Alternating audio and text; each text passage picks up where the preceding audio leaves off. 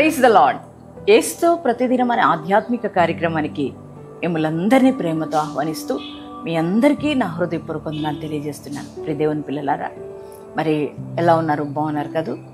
అలాగే మరి జీవితంలో ఎన్నో పోరాటాలు, ఎన్నో ఒడిదుడుకులు, ఎన్నో కష్టాలు, ఎన్నో వేదనలు జీవితంలో వస్తూ ఉన్నాయి కదా. మరి వాటిని ఎలా ఎదుర్కోవాలో తెలియక, ఆ యొక్క సమస్యలు ఎలా పరిష్కరించాలో అర్థం కాక సతమతమైపోతున్న ఆ సమయంలో ఉదయకాలమే దేవుని యొక్క మాట వింటున్నప్పుడు మనసులో ఒక నెమ్మది, శాంతి, ధైర్యాన్ని మనం పొందుకుంటున్నాం కదండి.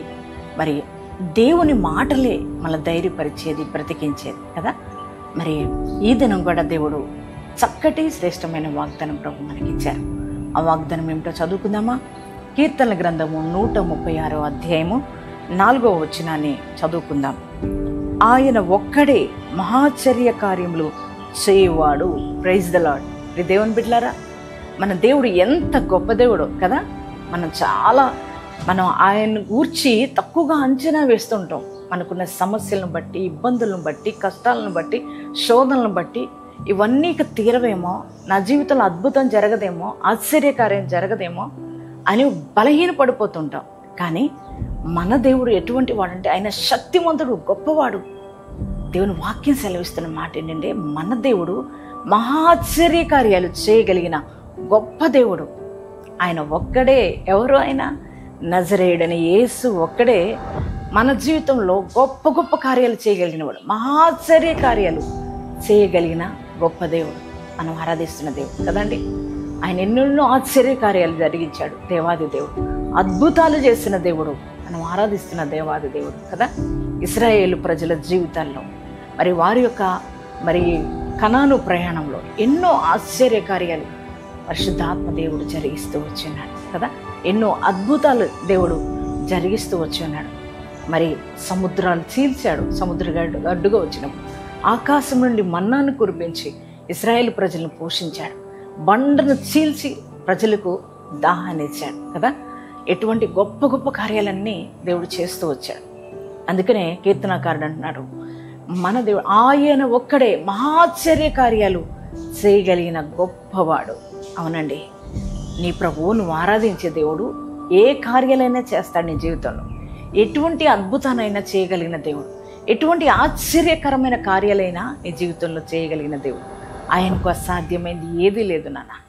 నీ దేవుడు సర్వశక్తిమంతుడు. నీ జీవితంలో ఈరోజు నువ్వు ఏ అక్కర కలిగి ఉన్నావో, బిడ్డలు కావాలా, ఉద్యోగం కావాలా, వ్యాపారాలు దీవించబడాలా, అలాగే ఆత్మికంగా ఎదగాల, మరి నీ జీవితంలో ఏది కావాలని నువ్వు ఆశిస్తున్నావో, నీ జీవితంలో గొప్ప ఆశ్చర్య కార్యాలు చేయగలిగిన వాడు నువ్వు ఆరాధిస్తున్న యేసు ఒక్కడే. ఆయన నీకున్నాడు, ఆయన మనకున్నాడు. కనుక మనం భయపడకూడదు, దిగులు చెందకూడదు. మరి దేవుణ్ణి బట్టి ధైర్యం తెచ్చుకోవాలి. ఆయన నీ జీవితంలో గొప్ప గొప్ప కార్యాలు చేయగలిగిన దేవుడు. ఇశ్రాయేలు ప్రజల జీవితంలో గొప్ప గొప్ప ఆశ్చర్య కార్యాలు జరిగించాడు. అలాగే దావీదు జీవితంలో గొప్ప ఆశ్చర్య కార్యాలు జరిగించాడు. అలాగే నీ జీవితంలో కూడా గొప్ప ఆశ్చర్య కార్యాలు నేను చేస్తానన్న దేవుడు ఉదయకాలం చెప్తున్నాడు. ఊహించని కార్యాలు, ఇప్పుడు ఎరుగని కార్యాలు నీ జీవితంలో ఆయన చేయబోతున్నాడు. కనుక ఈ యొక్క వాగ్దానాన్ని బట్టి, నీ దేవుని బట్టి దేవుని సన్నుతిస్తావా? దేవునికి థ్యాంక్స్ చెప్తావా? యేసయ్యా నిజమే, నా జీవితంలో గొప్ప ఆశ్చర్య కార్యాలు చేయగలిగిన వాడు నువ్వు ఒక్కడవే అయ్యా, అందరిని బట్టి నీకు వందనాలు యేసయ్య అని థ్యాంక్స్ చెప్తారు యేసయ్యకి.